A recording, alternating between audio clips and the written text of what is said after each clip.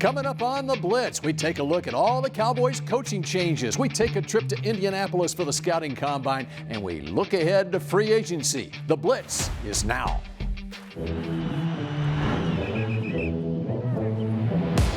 Pops out to the right, breaks a tackle. They blitz it. Prescott throws it down the right side for Lamb. Caught it! Wentz gets rid of it over the middle. It's intercepted. Back to throw, rush, sacked by Parsons.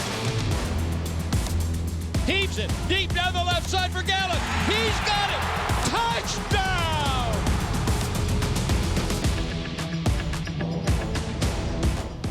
Can it already be time for another season of The Blitz? Brought to you by blockchain.com inside the Globe Life studios here at the Star in Frisco.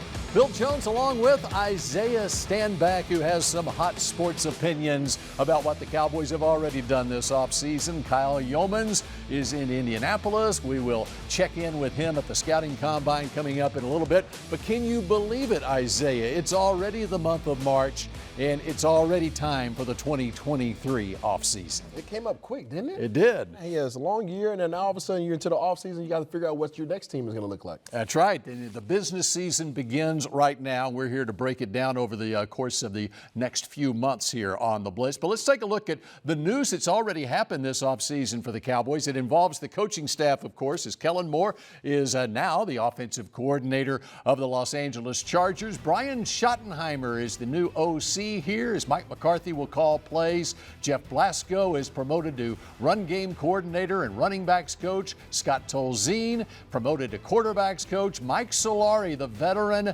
is the new offensive line coach of this team. And Mike McCarthy talks about all those changes. I think Kellen did an excellent job. If you look at the way we played over the course of the last 3 years, as a head coach, every head coach has a vision of how you want the football team to play, what they look like. Our complementary football formula I felt was the best this year, the 3 years. I think every 3, 4, 5 years into your offense, you need to make, pretty good, not significant, but changes and adjustments, tendencies, and things like that. So I just felt this was a good time to make that change. Well, Mike McCarthy goes way back with the Schottenheimer family, going back to when he coached under Brian Schottenheimer's father, Marty Schottenheimer, with the Kansas City Chiefs. The 49-year-old Schottenheimer was an analyst with the Cowboys this last season. Of course, he's been a longtime offensive coordinator in this league. But the headline news here, Isaiah Stanback, is the fact that Mike McCarthy will now be calling plays for this team. Mike McCarthy is the man now, and everybody's going to be looking to see exactly what he's going to bring to the table that is different than what everybody's become known to see over the past few years. This offense has been at the top of the league, not just the division, but at the top of the league over the past few seasons. Obviously, the outcome hasn't come out the way they want to in terms of the team, but now everybody's going to be all eyes on McCarthy, and nobody is going to have patience to see if he has time to knock the dust off. They want to see results. They want to see him now. It's interesting hearing McCarthy talk at the Combine this week. He says there's probably a 30 to 35% difference in the way things might be run as far as you can tell he's very excited to be hands-on with this offense right now. And he should be. The only difference is it's been a while since he's called plays. So we're going to be very interested to see how much the running game changes, how the blocking schemes change. You see, obviously, the offensive line coaches coming in, got the old school mentality, trying to get rough and tough up there. So you can expect this offense to be a lot more downhill than they have been over recent years. And I think that's the element that he really wants to bring in, really just even things out and slow the game down and really keep the ball on the offensive side of the hand. And by the way, Mike Solari goes back with Brian Schottenheimer. They were both on the staff with the Seattle Seahawks from 2018 through 21. We're just getting started on this edition of The Blitz. When we come back, we're looking at those free agents for the Cowboys. Tony Pollard, the priority to sign him this offseason, or will it be a franchise tag? The Dallas Cowboys Blitz, presented by blockchain.com, is also brought to you by AT&T, official partner of the Dallas Cowboys, and by blockchain.com. Make your crypto play today.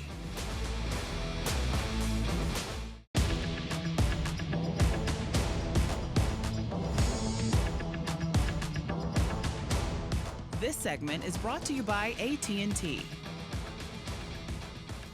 And welcome back to the Blitz, your Dallas Cowboys report. Bill Jones, Isaiah Stanback, and we are now breaking out the telestrator. Isaiah just loves being on the telestrator. Let's look ahead to free agency. Cowboys have a number of free agents this offseason. Offensive free agents, couple of big names we want to look at here. One would be the running back, Tony Pollard. Two would be the tight end, Dalton Schultz. Isaiah, tell me why Tony Pollard is such a priority for this team this offseason. Well, besides the fact that he was the absolute heartbeat of this offense this year, he was the spark plug. He was the go-to man. When you needed something big, he was the guy that you went to. And let's go ahead and take a peek at what he does offensively that causes so many issues for defenses. Here we are here. You guys can see him highlighted here in the backfield, okay, as he likes to be in, okay? But I want you guys to pay attention over here on this side. We have Dalton Schultz. We have CeeDee Lamb. And it puts a lot of stress on the defense in the passing game. Go ahead and play it through real quick. Right here, boom, let's pause it right there. You guys see him coming out on a swing route. Now, typically, defenses are not worried about these guys on the swing route. Why? Because they have other guys they have to be concerned about. They have defense over here. They got to worry about these receivers. But what happens is when you have Tony Pollard he's able to outflank. And because of his ability to receive the ball out of the backfield, now, all of a sudden, he's able to go here, work his way up the sideline, make a guy miss, and turn something that should have been a 2-yard gain into touchdowns. That's something he did in the passing game that was really huge, and it was a huge attribute to what these guys did. Now, as you guys turn to the running game, here he is, and his vision. He has the best vision out of anybody right now. He sees absolutely everything. Even plays that aren't supposed to go anywhere, guess what he does? He turns it into a big play. So right here in the running game, you see the ball snap, boom, fake pass, right there, pause it. Right off the back, okay, you guys see it. His initial hole is stopped. So what does he see? He sees opportunity out here. So he's going to bounce it. He has the full confidence that he can outrun this man who has leverage on him, puts the gas on, simply accelerates, and all of a sudden you turn a small play, which should have been a tackle in the backfield, into a big play, and a lot of times it turns into a touchdown for the Cowboys. Big reason he ran for over 1,000 yards this season, accounted for 12 touchdowns. All right, let's take a look at the tight end, Dalton Schultz. Of course, he was the franchise player this past season. What about Dalton? Well, Dalton Schultz, I'm going to go ahead and say that the Dallas Cowboys might want to go ahead and go to the next man up because they have a guy in Ferguson, they have a guy in Hendershot that can do some of the same things that he does. So I'm not sure the value that he's really providing Cowboys right now. And here's a perfect example why. You guys are going to see him right here in the slot. Now, he used to be the man before being franchise tag. He was the go-to man for Dak. He was a man that made the big contested passes. But ever since he had the knee injury early in the season, I don't think he's been the same man. So you're going to see him here do a good job here, split into defense and trying to work his way across the middle. And Dak's going to put a good ball on him. Does he bring it down? No, he doesn't. And these are the things that I think that you can't rely on him for anymore that used to be sure things for him. It was one of the big reasons why they put the franchise tag on him. So he's not making those same contested catches as consistently as he once was. And then the other thing is right here, I think he's a liability in the pass blocking game. He is a man who's not dominating. He's not moving the line of scrimmage. As we see here, okay, this is a line of scrimmage. You want to see guys get on the other side of it. You want to see guys get pushed back. And I don't think that's really happening anymore. He's getting stood up, so you guys will see it here, okay? Bow, or here he's in the running game. Bow, pause it right there. Right off the back, he is getting stood up. You don't want to see your guys getting stood up in the hole because now all of a sudden Ezekiel Elliott has to try to find a way around him instead of being able to play off of him. So I don't think he's a huge contributor there in the passing or the running game anymore. And by the way, Mike McCarthy says he's emphasizing the run game. Yes. Okay, defense, Leighton Vander Esch, a free agent, the middle linebacker. You see him out here with the Wolf, okay? Now, Leighton Vander Esch, if they can find a way to get him on a franchise-friendly deal, then I think they need to find a way to bring him back because every year he has continued to have more tackles. You see it right there, 90 tackles, 4 tackles for loss. You see the sack, you see the forced fumble, but one of the things he does really well is he runs to the ball, okay? Now, when he runs to the ball, there's the thing that he has to do a better job of is keeping his eyes out the backfield. But right here, when he decides to go somewhere, he hits the hole hard. Go ahead and push play. There it is. Boom, right off the bat. You guys see him. He's making his mind up. He is beelining straight to this running back. He's shedding a block. And then when he gets his hands on his man, he goes to the ground. That's the reason why he has 90 tackles, the most he's had since his career here over the past 3 years. But that works against him as well sometimes. And this is an area of his game I think he really has to work on as we talk about vision. You see he has his eyes in the backfield, but because he's so good at going to the point of contact, teams do a good job of getting him on misdirection. So here he is here following the flow of the offense, and because of that, the quarterback's able to get outside the pocket. That is his responsibility. He has to find a way to fight his urge to go downhill all the time and trust his eyes. If he can do that and they can find a way to get him on a good contract, I think you should try to bring him back. But oftentimes he did play like a first-round draft pick on that Dallas defense this year. All right, we come back in just a moment here on the Blitz, and we're taking a trip to Indianapolis and the Combine and Kyle Youmans. This segment was brought to you by AT&T.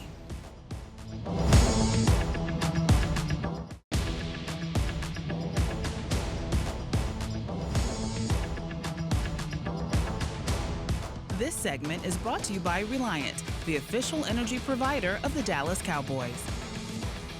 The Blitz continues now, and this is an exciting time of the year for all you draftnicks out there. Cowboys and the rest of the NFL spending the week in Indianapolis at the Scouting Combine. We've got our own Kyle Youmans there as well, who joins us now. And Kyle, who might the Cowboys have their eye on in Indy?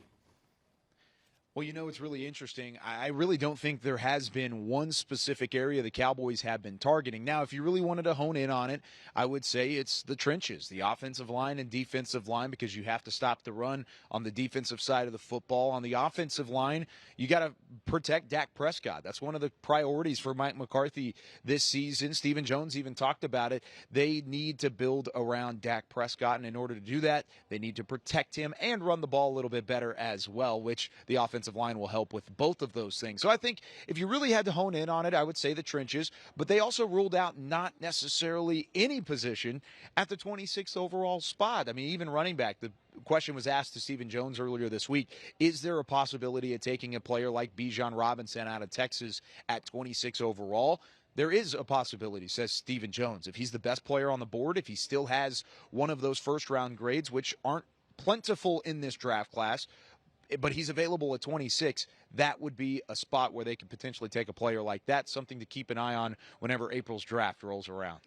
All right, Kyle, I want you to put your scouting cap on. Who has impressed you the most this week in Indy?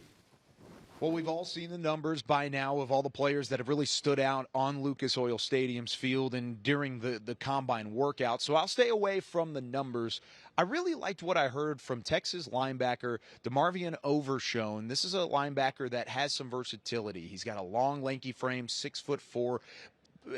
Overall, his length, his athleticism, what he brings to the table is downhill. He is a hitter, he is a thumper, and he transitioned from safety. And his answer really on how he's taken some of those skills in the defensive back spot and moved that to linebacker, allow him to cover guys like tight ends, maybe even slot receivers at times, running backs certainly out of the backfield, which of course with this modern day and age in the NFL, you have to have the ability and a Swiss Army knife to really do all three. I think he would pair well with the Cowboys secondary, and he's actually had meetings with Dan Quinn. He's gotten a chance to hit the whiteboard and show Dan Quinn exactly what he could do. Dan Quinn even outlined to DeMarvion Overshown what he would do with him in their system with the Cowboys defense. So another added element of versatility and athleticism that the Cowboys have shown that they value on that side of the ball. Watch out for him as a mid-round prospect, not a first-round guy, but you talk about maybe a top 100 pick, third, fourth round. Could get really interesting if Overshown is available when the Cowboys have their selection. All right, that's one good name. Give me another name. Give me someone who needs to impress this week. This one's interesting as well because Osiris Torrance out of Florida, the interior offensive lineman. He played guard at Florida. He's got great tape. He's a strong, heady player. He's got some opportunity to really grow into himself as a pass blocker, as a run blocker. He's probably the most polished in the draft this year. You could say the same thing last year about Tyler Smith, but what was one of the knocks on Tyler Smith? His footwork. And Osiris Torrance is not even as polished as Tyler Smith was a year ago. So if you were to select him at 26 overall, he is a borderline 1-2 grade on most teams' books. At least that's what the feel is around here in Indianapolis this week. But he has this big-bodied frame. He's listed at 337 pounds, and that was even 10 pounds lighter than what he had during his playing days. So depending on what his measurements are this week in Indianapolis, I think that's going to really play a role on just how good his week goes. As for the on-field stuff, I expect him to really struggle at times, but when you get to the strength part of these workouts, that is when he's going to shine. So overall, watch out for Osiris Torrance to be one of those wild cards for an offensive lineman to potentially show out, or not so much this week. All right, Kyle Youmans in Indianapolis. We appreciate it. Can't wait to hear your review on the draft show on DallasCowboys.com. And up next here on The Blitz, we take a look at a Texas Tech Red Raider who is opening eyes to all of the NFL draft experts. This segment was brought to you by Reliant, the official energy provider of the Dallas Cowboys.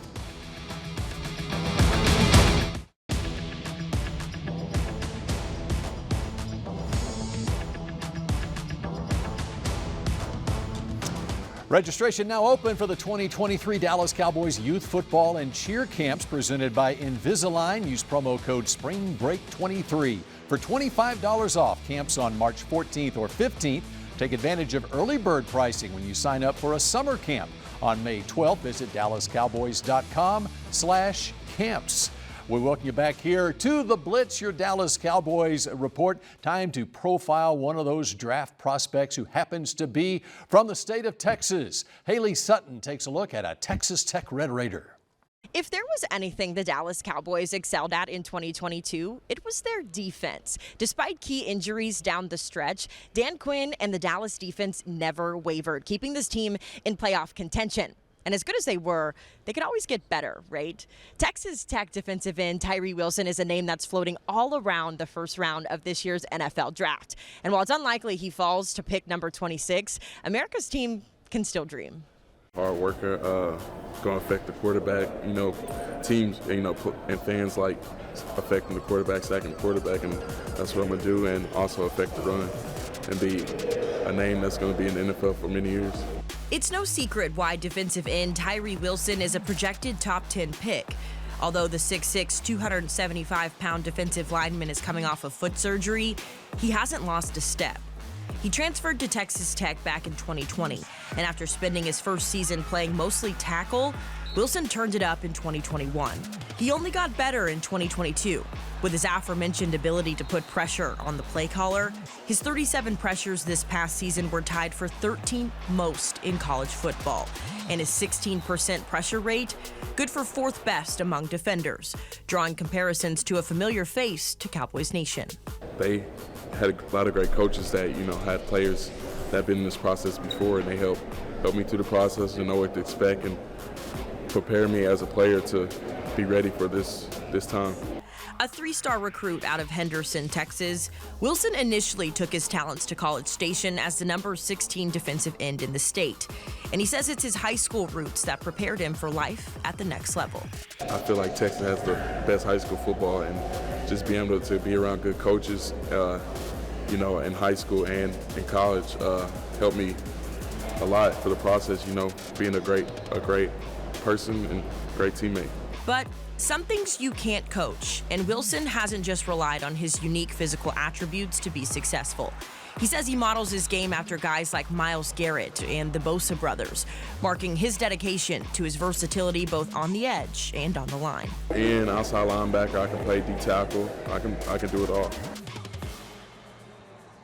Now, while at the Senior Bowl, Wilson was asked about Texas Tech not typically drafting defensive players. He immediately mentioned Jordan Brooks, who plays for the Seattle Seahawks, had 103 solo tackles this season up in Seattle.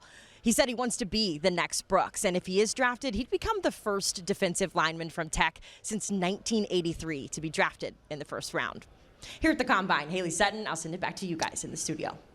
All right, Haley, and Tyree Wilson with an 86-inch wingspan. He grew up in Henderson, Texas, right by Tyler in East Texas. All right, when we come back here on The Blitz, Isaiah Stanback has one final hot sports opinion about this team.